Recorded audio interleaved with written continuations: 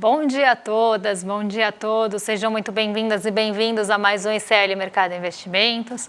Hoje, quarta-feira, dia de divulgação da produção industrial. A gente vai falar sobre isso aí durante o programa, mas a gente também vai falar de alguns assuntos que a gente ficou em dívida com vocês ontem. Vamos falar do relatório Focus, vamos falar também de endividamento, porque cresceu aí um pouco o endividamento nesse começo de ano. Mas a gente também tem outros assuntos, vamos falar do programa Mover, a gente também tem algumas novidades vindas da Ásia. Mas antes de tudo isso, André, bom dia, como você está nessa manhã? Bom dia, Débora, bom dia a todos os nossos telespectadores. Hoje vamos falar um pouco da produção industrial, que veio com queda mensal, mas surpreendeu principalmente se a gente observar o nível de investimentos. A gente vai decifrar esses dados aí para vocês, para mostrar que não foi um resultado negativo de fato. Vamos falar do relatório Focus, que saiu ontem, acabou não dando tempo da gente falar. Vamos falar um pouco também do nível de endividamento das famílias. Mas vamos já começar com a nossa agenda do dia para saber o que as pessoas aí devem enfrentar aí durante o dia, Débora. Então vamos começar? Agenda um pouco mais recheada hoje, a gente tem alguns indicadores sendo divulgados e alguns eventos importantes também. A gente tem logo no começo da manhã já o CDE divulgando aí o índice de preços ao consumidor de janeiro, também vendas no varejo em janeiro sendo divulgadas aí para a zona do euro. A gente tem aqui no Brasil, a partir das 8h30, já transações correntes e a pesquisa industrial mensal, essa a gente vai passar aí com bastante detalhes para vocês. A gente vai também falar vamos falar aí do que está acontecendo, porque tem uma centralidade hoje no discurso do Jeremy Powell, ele está participando agora de um evento ali no Congresso americano, vamos pensar assim. E aí a gente vai falar um pouco disso na abertura. Mas a gente ainda tem aqui a produção e venda de veículos de fevereiro aqui no Brasil às 10 da manhã. A gente, lá nos Estados Unidos, já teve a divulgação do relatório de criação de empregos no setor privado. Então aqui, muito grosseiramente, muito simplificadamente, seria quase como aí o nosso CAGED, porque só mostra ali as vagas do setor privado, mas a gente também tem o JOLTS, que é um pouco mais abrangente, tem ali o relatório de abertura de vagas no geral. A gente tem o Banco Central do Canadá divulgando decisão de política monetária. Temos estoques no atacado em janeiro, divulgado aí pelo Departamento do Comércio nos Estados Unidos. E aí, como eu falei, a gente tem o Jeremy Powell hoje, agora no horário do almoço, ele já está até dando alguns pronunciamentos, mas a gente tem a apresentação do relatório semestral de política monetária no Congresso hoje, algo que deve ficar muito aí no radar. Temos estoques de petróleo, gasolinas, destilados e taxa de utilização das refinarias na semana até dia 1º de março, então da semana passada. Temos durante a tarde vários dirigentes do Fed falando ali nos Estados Unidos, então outro ponto que deve ficar no radar, porque vem logo em sequência aí a participação do Jeremy Powell no Congresso, então isso deve ficar muito em foco. O mercado está ansioso desde a semana passada por essas falas do Powell, então isso deve ganhar um peso um pouco maior. A gente ainda tem índice de commodities Brasil, o ICBR, sendo divulgados aí durante a tarde. Balança comercial mensal também sai às 3 horas. E a gente tem a divulgação do livro bege pelo Fed, livro bege que traz algumas expectativas também para a economia dos Estados Unidos, mas esse dado já sai perto do fechamento.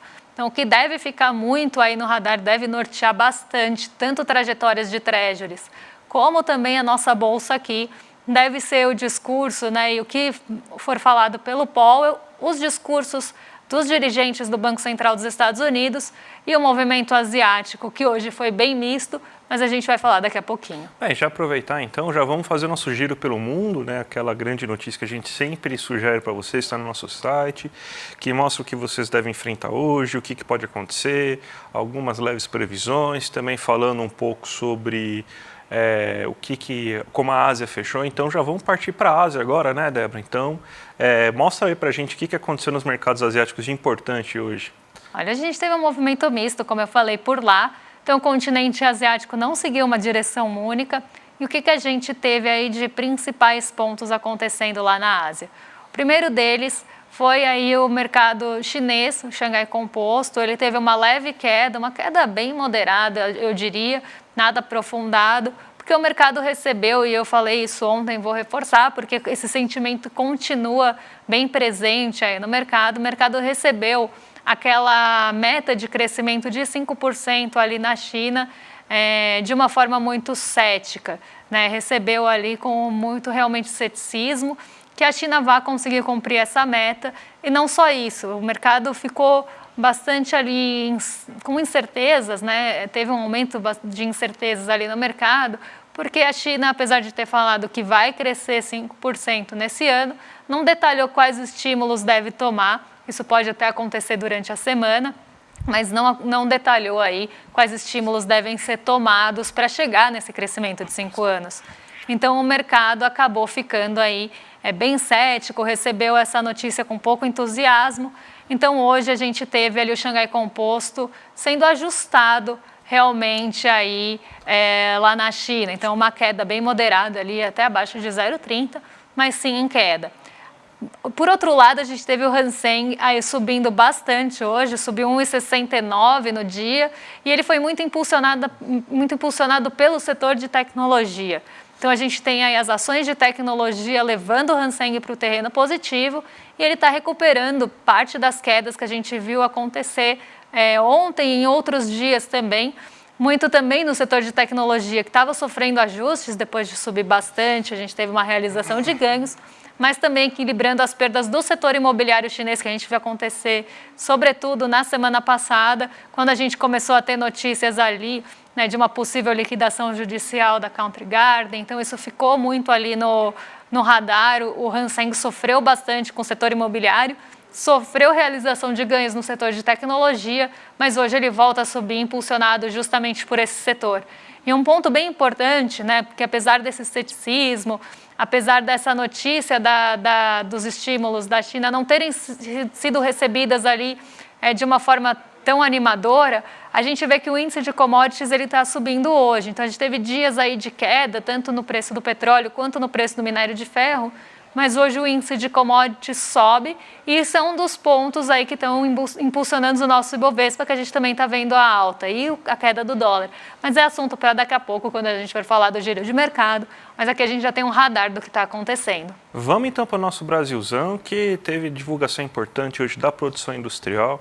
A produção industrial caiu 1,6% no mês de fevereiro, mas se a gente for comparar com o mesmo período do ano anterior, ela teve uma alta de 3,6%, ou seja, ela subiu 3,6% do nível de produção industrial do que estava em janeiro do ano passado. Então a gente começou bem melhor esse mês aí de janeiro, o ano de 2024, do que a gente começou 2023. Isso daí fez com que a gente tivesse uma alta acumulada no ano, né?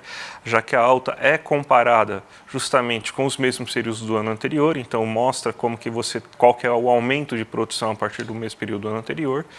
E soma-se isso, então a gente já tem uma alta de 13,6% no ano, e melhorou também o nosso acumulado 12 meses. A gente está agora com um crescimento de 0,4% da indústria nos últimos 12 meses.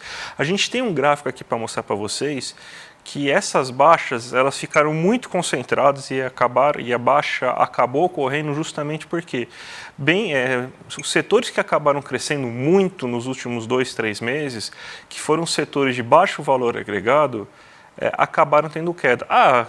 O ponto fora da curva desses setores que têm muito valor agregado cair foi a indústria extrativa, que é justamente onde está a Vale do Rio Doce e a Petrobras, e até pelo peso que essas duas empresas têm na economia brasileira, isso fez com que ocasionasse a queda mensal.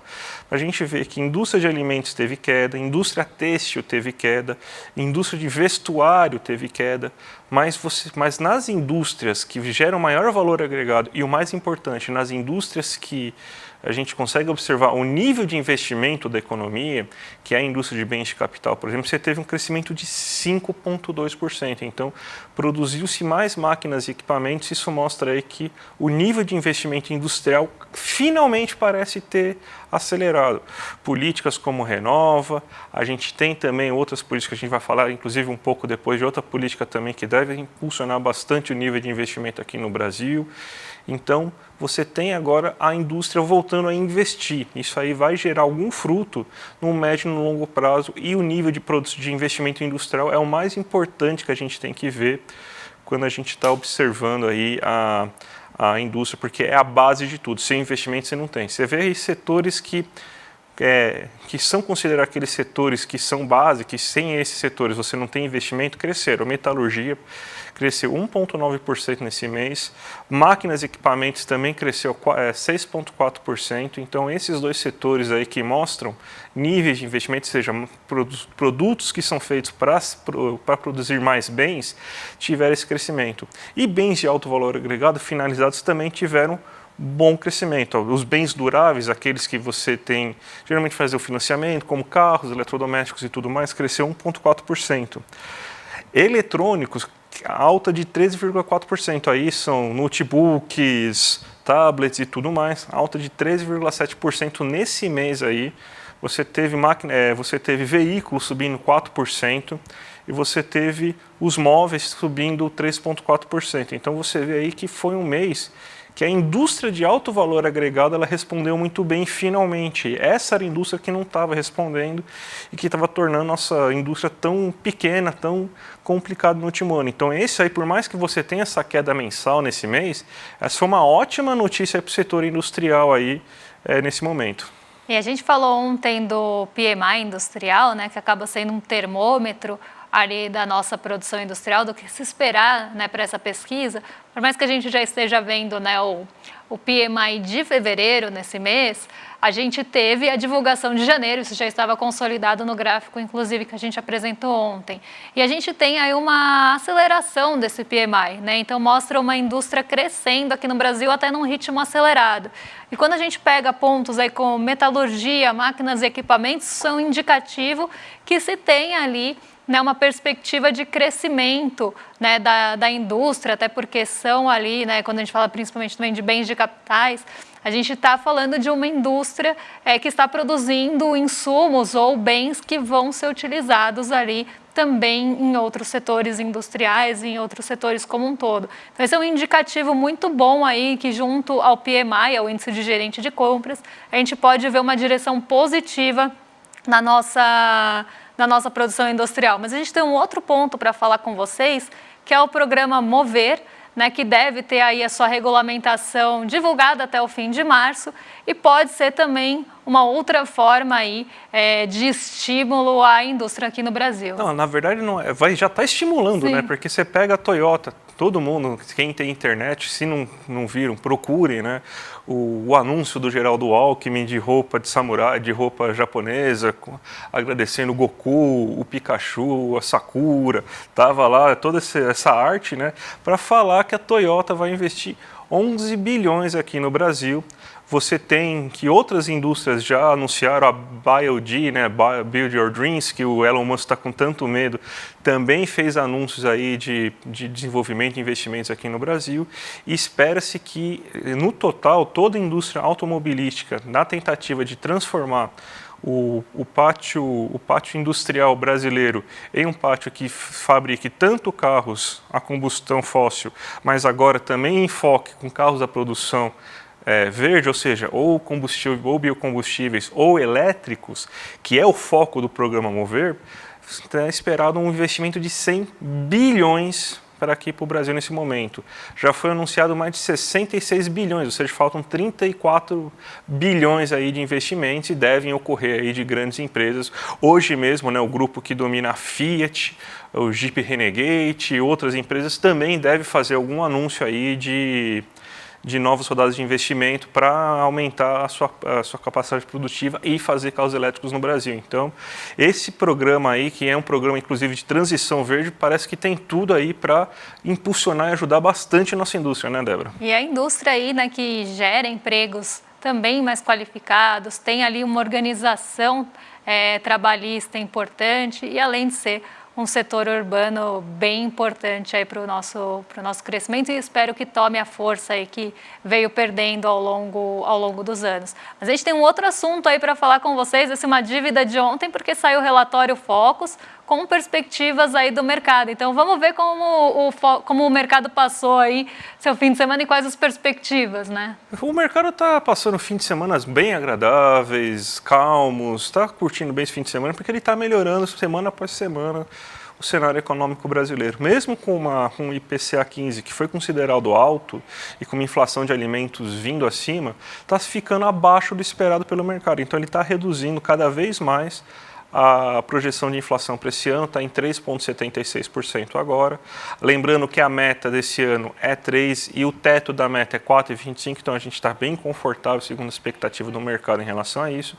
E está crescendo a projeção do PIB, né, que estava há um mês atrás em 1,5%, a gente depois passou para 1,6%, 1,75%, agora já está em 1,77%, um aumento de 0,27 pontos percentuais do PIB somente nesse período. Então, a gente tem um mercado que cada vez mostra um cenário mais atrativo, cada vez mostra uma economia que deve ficar desacelerada em comparação ao anterior, mas melhor do que estava sendo esperado, num movimento muito parecido com o que aconteceu em 2023.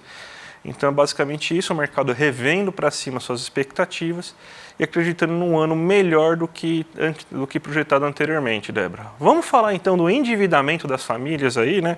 Que saiu notícia lá no nosso site, inclusive aí, né? Sobre a inadimplência do consumidor, né? Então, o que você tem para falar um pouco sobre isso? A gente teve 2 meses aí de queda dessa inadimplência, a gente teve aí um momento que a gente via, né, não só o endividamento, mas a inadimplência também aí caindo, então a gente veio de 2 meses de queda e agora esses dados foram apontados pela Serasa, né, a gente teve um aumento em janeiro dessa inadimplência, né, e aí a gente tem alguns pontos que a gente tem que pensar quando a gente pensa em inadimplência aqui no Brasil, que eu não canso de frisar, porque a gente tem taxas de juros bem altas, principalmente quando a gente fala de algumas modalidades de crédito que são consideradas aí mais arriscadas, mas não é por isso puramente que essas taxas são altas, mas a gente tem sim uma taxa de juros ali impagável aqui no Brasil em algumas modalidades de crédito.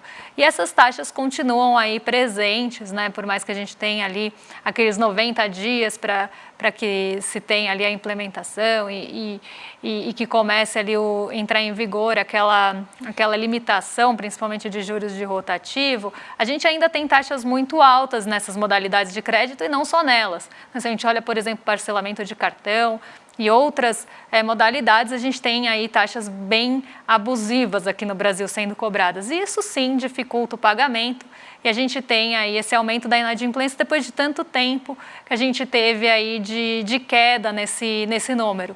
O número de inadimplência aqui no Brasil chegou a 72,7 milhões segundo a Serasa e é um número aí para ficar no radar, né? E aí a gente reforça também a importância de programas como o Desenrola e até um possível aumento, ou a gente vai ter, inclusive, né, a gente já falou sobre isso, aquela parceria entre Serasa e Desenrola para tentar fazer com que as pessoas saiam da inadimplência, consigam renegociar suas dívidas, até porque hoje uma parcela bem grande da renda do brasileiro vai para pagamento de dívida e a gente sabe como são os juros aqui, bastante exorbitantes, né? Então a gente tem aí a gente frisa, né, essa importância mesmo de um programa como o Desenrola para tentar desafogar um pouco a renda do brasileiro, que vai aí mais de 30%, que vai para esses juros, né, e para a mão dos bancos. Mas aqui uma notícia que deve ficar no radar aí,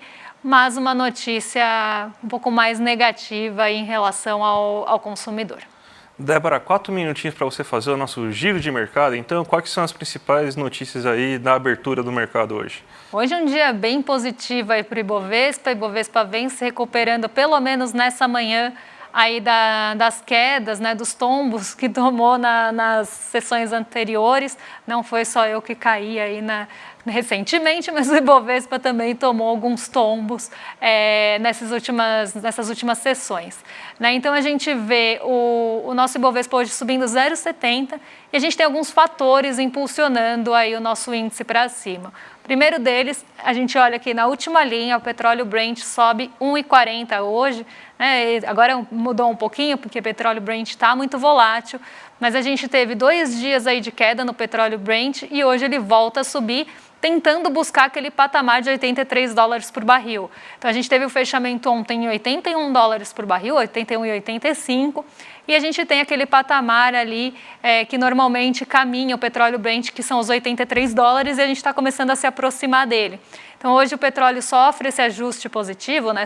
Sobe, na verdade, e isso deve já impulsionar a nossa bolsa. A gente mostrou aquele gráfico lá no comecinho do programa, quando a gente falou da Ásia, o índice de commodities está subindo, né? A gente sabe o peso que as commodities têm aqui na nossa bolsa, né? Grande parte aí de peso da nossa bolsa vem de Vale e Petrobras.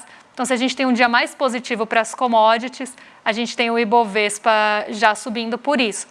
A gente tem esse impacto já das commodities em alta, porque as commodities caíram por alguns dias consecutivos e agora elas estão se recuperando.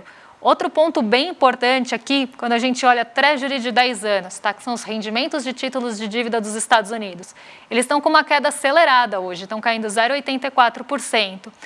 E aí a gente vê um movimento, né, desse arrefecimento das expectativas para os juros dos Estados Unidos, que está impulsionando, sobretudo, aqueles setores mais ali sensíveis a juros, que a gente tem ou um endividamento maior sendo necessário da parte dos consumidores, então a gente está falando de índice de consumo, o varejão aqui do Brasil, ou também são ali setores mais intensivos em capital de terceiros, então são setores que precisam de mais endividamento para crescer, normalmente de menores capitalizações na Bolsa. Hoje os dois sobem.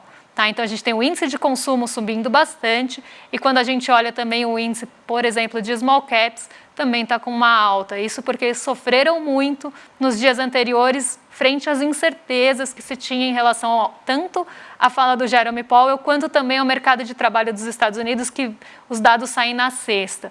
Então, aqui a gente tem toda essa incerteza rondando, isso jogou as treasuries para cima e, consequentemente, esses setores para baixo, e hoje a gente tem um ajuste disso, as treasuries caem aí bastante e estão jogando esses setores para cima. Outro ponto foi a surpresa positiva da produção industrial, essa acabou ficando um pouquinho em segundo plano, mas também está jogando o nosso Ibovespa para cima. E outra coisa que eu gostaria de chamar a atenção é o dólar a R$ 4,93, cai aí quase 0,5% hoje, justamente porque a gente tem esse arrefecimento das treasuries, então isso faz com que o recurso entre aqui no mercado emergente para buscar ganho, mas também aí a gente tem uma alta nas commodities que favorecem o nosso real aqui, por sermos um país emergente e exportador de commodity. Então aqui a gente tem esse movimento hoje sendo desenhado. Vamos ver como fica depois da abertura de Nova York, porque ontem a gente ficou positivo quase o dia todo. E depois, quando as perdas foram aprofundadas lá, a gente caiu.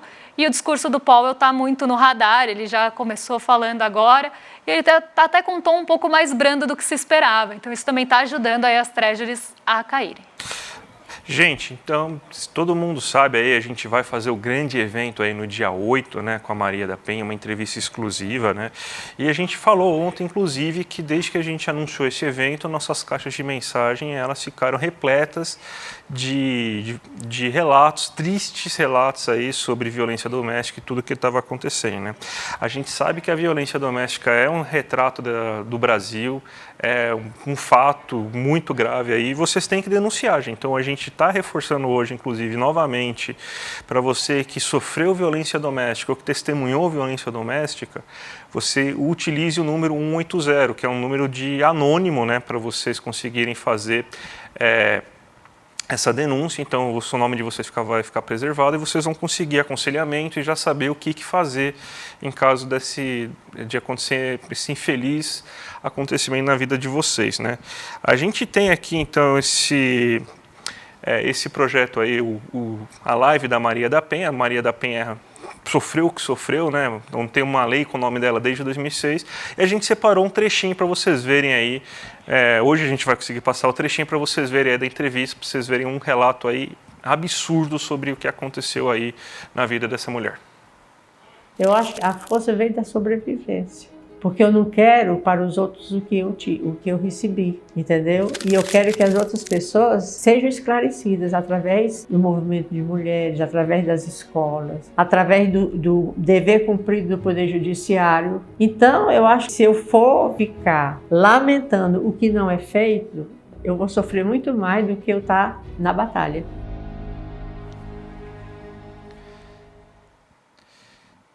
Então, gente, a gente reforça aí para vocês se inscreverem, vocês homens, principalmente homens, porque vocês precisam aprender, eu preciso aprender, e vocês mulheres também, se inscrevam aí no link aí que está aqui embaixo aí, que a gente vai ter a super conversa que vai participar a Márcia Tiburi, Manuela Dávila e a Eliane Alves Cruzes. Então vamos entrar agora para os rolezeiros, então, Débora? Os rolezeiros vão começar agora aí já. Vão, e olha só, hoje eles nem devem estar tão ansiosos assim, porque é 11h29. Então agora vocês ficam com o William De Luca e o Guga Noblar. Talvez eu apareça por lá também, quem sabe. Mas aí vocês ficam com os rolezeiros aí agora na sequência. E amanhã a gente está de volta. Amanhã a gente tem entrevista especial, conversa com Caio Vilela. Também vai ser imperdível. A gente vai trazer aí o que está movimentando o nosso mercado, o que está mexendo com o nosso bolso. E a gente ainda tem a entrevista aí na quinta-feira, já tradicional aqui. Então até amanhã. Um beijão. Um abraço, gente. Tchau, tchau. Salve! Está chegando o dia do nosso encontro importante com Maria da Penha, essa brasileira símbolo da luta das mulheres contra a violência doméstica. Ela própria, Maria da Penha, vítima da violência de seu marido, que tentou matá-la 2 vezes. Nossa aula vai ser no dia 10 de março, um domingo, às 8 horas da noite, no horário de Brasília. Se você já se inscreveu, não se preocupe, porque você vai receber o link por e-mail. Portanto, verifique a sua caixa de spam, porque o e-mail pode ter caído lá. Não perca este encontro ao vivo e sem replay. Compartilhe e marque os seus amigos nos comentários.